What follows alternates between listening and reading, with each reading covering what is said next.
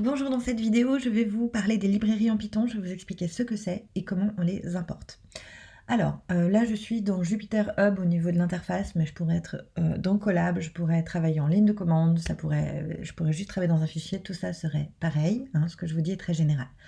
Donc, imaginez que vous voulez calculer la racine carrée d'un nombre. Alors, la racine carrée en anglais, ça se dit square root, hein, donc SQRT, c'est la fonction. Et du coup, pour l'appeler, je veux calculer la racine carrée de 4, par exemple. On y va, c'est parti. Ah, name SQRT is not defined. Donc ça veut dire que là, je viens d'ouvrir Python. Hein, et dans le package de base de Python, il ne connaît pas la fonction racine carrée.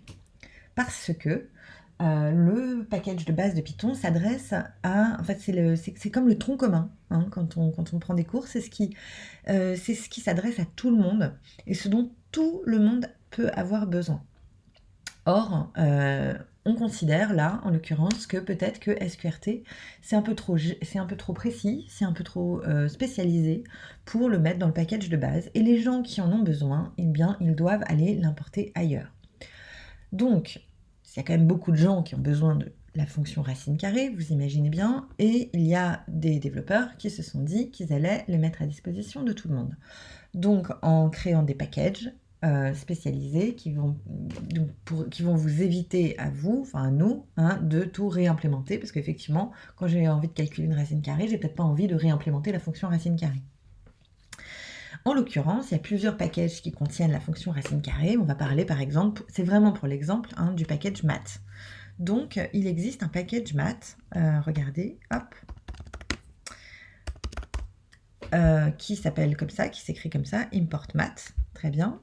Et dans math, eh bien, il y a une fonction qui s'appelle racine carrée. J'en profite pour vous dire que si vous êtes dans Colab ou dans Jupyter Hub, eh bien, vous pouvez, avec une tabulation, après avoir tapé le point, le nom du package et le point, voir toutes les fonctions qui sont dans ce package. Donc ça, c'est quand même très très pratique. On reconnaît beaucoup de fonctions évidemment de maths, hein, c'est un peu le principe du package math. Et là, du coup, SQRT, il est là. Eh bien, il va me permettre de calculer la racine carrée de 4. Donc là, je suis contente. Donc j'ai plusieurs options pour appeler cette méthode, cette fonction. Alors, soit je fais ce que je viens de faire, c'est-à-dire que j'importe le package entier.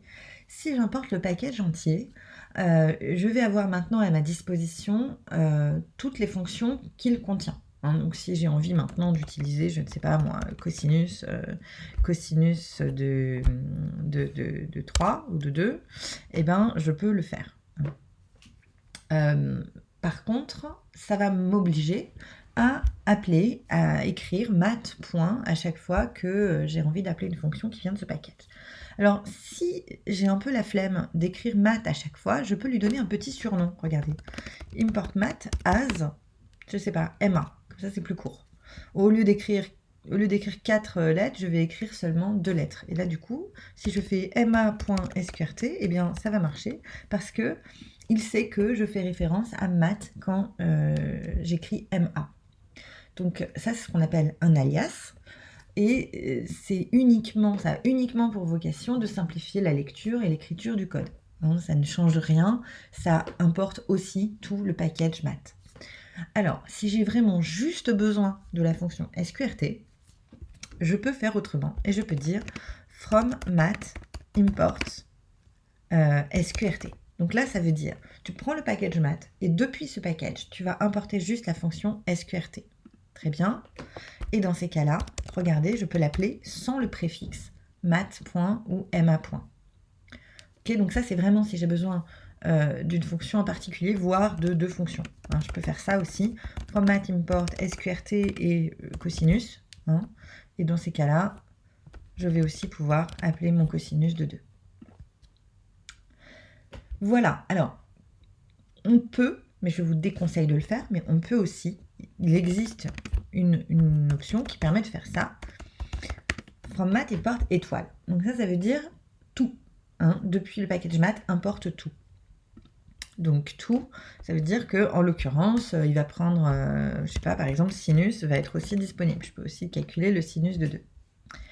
Pourquoi on n'a pas très envie de faire ça ? Sauf, j'imagine qu'on peut trouver des situations dans lesquelles c'est justifié, mais de manière générale, ça ne l'est pas. Parce que à partir du moment où vous faites ça, quand vous écrivez ou quand vous lisez du code, d'une part, eh bien, vous ne savez plus d'où vient la fonction. Donc c'est vrai que même si c'est plus long à écrire et que ça prend plus de place, finalement, c'est pas plus mal d'avoir ce préfixe qui vous rappelle d'où ça vient, hein, si jamais il y a un souci ou autre. Donc ça, c'est vraiment pour la lecture et l'écriture. Mais l'autre sujet, c'est que vous pouvez avoir des fonctions qui ont le même nom dans différents packages. Et dans ces cas-là, à partir du moment où vous importez tous les noms des fonctions et que vous ne faites plus référence au package auquel elles appartiennent, bah vous pouvez être embêté parce qu'on ne sait plus trop laquelle est appelée. Donc je vous donne un exemple. Si vous importez, il existe une autre fonction qui s'appelle SQRT aussi, mais dans un package qui s'appelle NumPy. NumPy, NumPy. Donc, hop, import SQRT. Très bien. Bon, bah maintenant, j'appelle SQRT. En fait, je viens d'appeler la fonction SQRT de NumPy et pas celle de math. Bon.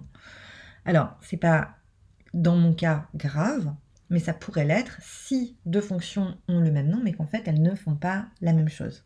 Voilà. Donc, de manière générale, je vous recommande de n'utiliser ça que vraiment si vous avez une ou deux fonctions à appeler de votre package, sinon d'appeler tout le package et d'utiliser le point. Comme ça, on sait bien d'où vient la fonction qu'on appelle et on est tranquille.